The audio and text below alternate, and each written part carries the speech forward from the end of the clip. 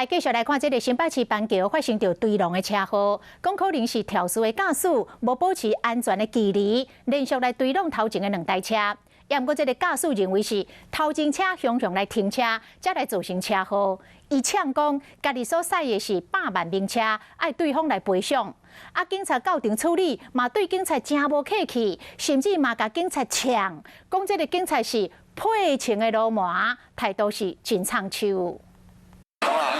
你卖叮当，你卖叮当，头壳是安怎？啊，你炸啥？炸啥？我没有炸哦，快！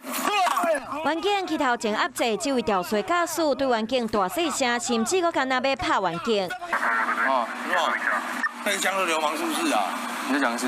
我说你是配枪的，是不是啊？ 肇事驾驶认为是头前的车辆向停落来，才会造成车祸。佫讲家己是100万名车，爱对方赔伊的损失。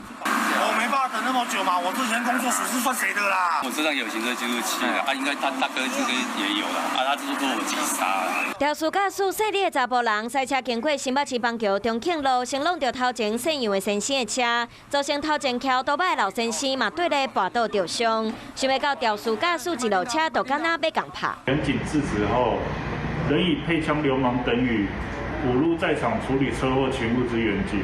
肇事驾驶家己讲是殡葬业头家，敢若认为对方赔袂起，搁伫家弄骂对方告员警，这个行为嘛可能涉嫌恐吓罪，搁有侮辱公务员罪。若是判拘役，会使罚60天；若是无想要封关，嘛有可能爱拿罚金。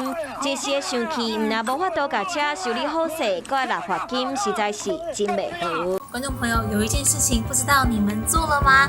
那就是赶快来订阅我们的 CH52华视的频道，而且记得哦，一定要帮我们分享、按赞，还要开启小铃铛。